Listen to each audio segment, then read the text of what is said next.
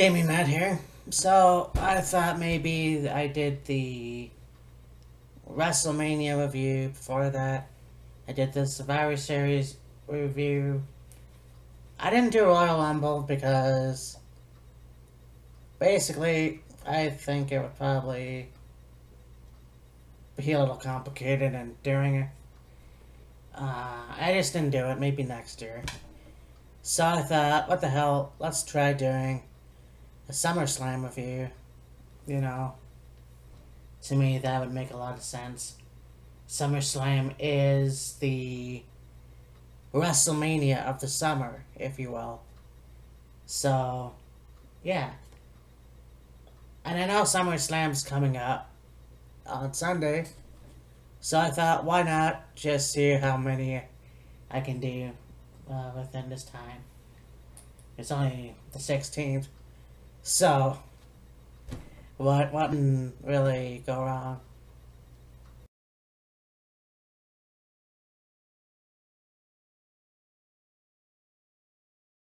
We get to SummerSlam 1998, and yeah, what an interesting show. You know, like I said, this was their first time, so of course they're gonna do it here in Madison Square Garden. Not here, but they're gonna do it in Madison Square Garden. So they start off with the first match, the British Bulldogs versus the Fabulous Rougeau Brothers. And yeah, not really the way that I wanted to see the first match of the first time we're gonna have this shit, because it was shit. It ended in no time limit, so basically it was a draw, and of course you had two great British wrestlers in the Bulldogs. You had the two great Quebecers and the Rougeau brothers. They're pretty cool technical wrestlers, but the match ended in a way that I really didn't appreciate it. So, and I wouldn't have. I think that, you know, and that, for a pay-per-view at least, and live TV, even if it's not, why end in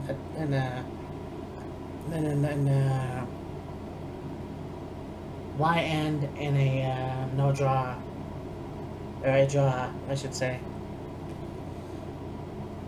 So then we get to Bad News Brown, who defeated Ken Patera, and this is, you know, Bad News Brown was one of the best, I guess, secondary bad guys in the WWF. I really didn't watch wrestling at this point, or at this time, so I, as a kid, would watch reruns, and I didn't know Ken Patera very much, but I knew Bad News Brown, and I knew what a badass he was. And yeah, so this was a pretty good match.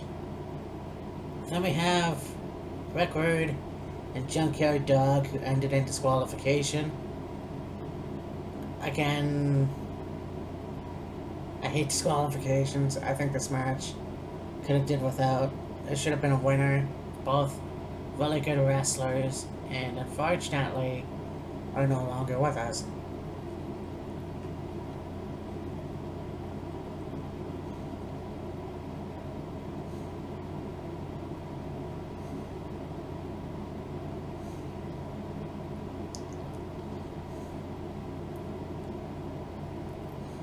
So, then we get to Powers of Pain, Barbarian and Warlord, who defeated the Bolsheviks, which was Boris Zukov and Nikolai Volkov, with Slick in their corner, and Nikolai Volkov was a good take team.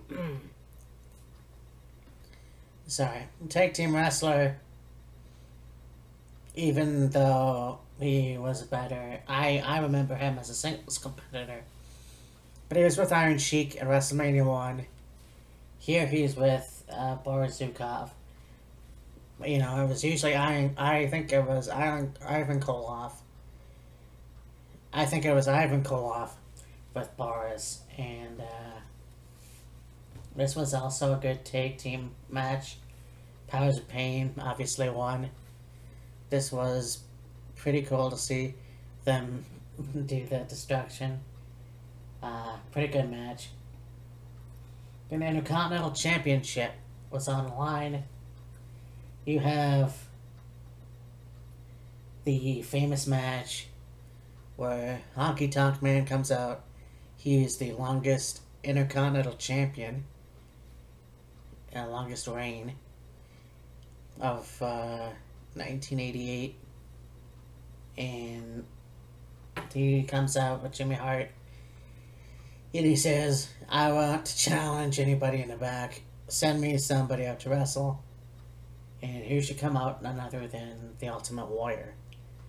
So Warrior comes out, runs circles around the ring, gets in the ring, match starts. Didn't last very long. Your new Intercontinental Champion, Ultimate Warrior. And a lot of people will say a lot of bad things about the Warrior. Unfortunately, he passed away in 2014, right after his eerie appearance on Monday Night Raw. And I always remember seeing him with the Intercontinental Championship.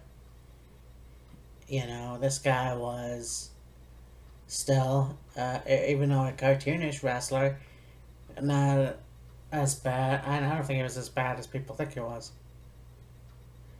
That's just my opinion. And the Honky Tonk Man too. I mean, with this Elvis persona, but he's still, again, probably another very good wrestler, and of course one of the longest Intercontinental Champions. Hence, also Mr. Perfect, Kurt Hennig. So, then we had Dino Bravo with Frenchie Martin, who defeated Don Morocco. And, nothing really I could say about this match except Don Morocco is a legend in the business. Also having Dino Bravo come into the WWF. He did come in. I remember watching him. I can't remember what year this was. This was on a WWE network. And I think, I can't remember when it was, but he had dark hair, and of course he showed more of his Italian heritage. Then we had Demolition, Axe, and Smash, the tag team champions, who defeated the Hart Foundation. The Jim and Bret Hart, Jim Neidhart and Bret Hart. And this was, of course, you know, having Demolition come in, the Hart Foundation were face tag team now. This was cool to see these two go at it. Unfortunately, the Harts didn't get it this time. You know, at this time anyhow. You saw these guys, along with Mr. Fuji, Axe, and Smash, who were a very good tag team. And, you know, they, of course, being the answer to the Road Warriors, you know. But there it is. Then we had the Big Boss Man, who defeated Coco Beware. Big Boss Man, of course, at the time was with the Twin Towers, which was an interesting name, especially after 2001. And these guys were cool. And you know, Boss Man is the guy who, regardless of if Big Bubba Rogers, I haven't really seen yet. And then being a big boss man, whether it was in the 80s, 90s, late 90s with the more edgier big boss man, you know, this guy, Ray Trailer, was a really cool wrestler. And of course, Coco Beware with Freddie, who would later join Owen Hart and as High Energy. I found out many years later that it was Jim Neidhart that was actually on the team instead of Owen, and then Owen Hart joined. So I'm not sure how that fell apart. Then we have Jake Roberts versus Hercules. Good match. Fan of Jake Roberts. I've seen him in magazines of my brothers. I've read all my brother's magazines. And very cool guy. Apparently not in real life though, but very cool wrestler. And you have Hercules Hernandez, who I didn't really think much of.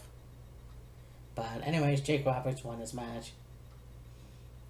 We have a tag team match with Jesse Ventura as the special guest referee. And this is honestly not the first time that we're going to see Jesse Ventura.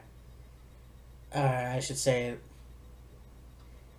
this is not going to be the first time that we see Jesse Ventura referee at SummerSlam. In this match, the main event, Mega Powers, Hulk Hogan and Macho Man Randy Savage with Miss Elizabeth. Here defeated the Mega Bucks, Ted DiBiase, and Andre the Giant with Bobby Heenan and Virgil. So, this was obviously before the breakup. And yeah, you know what? The Mega Powers, I didn't see them back in the day.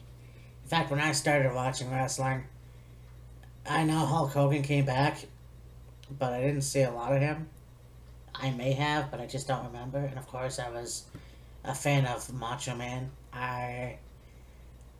He was the reason that I started watching wrestling. But these guys obviously beat Ted DiBiase and Andre the Giant. But this was, you know, a good SummerSlam, despite the couple matches. And of course, there would be many more to come, you know. This would be kind of sort of the turning point for Macho Man and Hogan, and you would see them in the next year, WrestleMania 5, going against each other. But a good show nonetheless. And I got, yeah, we're going on to SummerSlam '89. Talk to you later.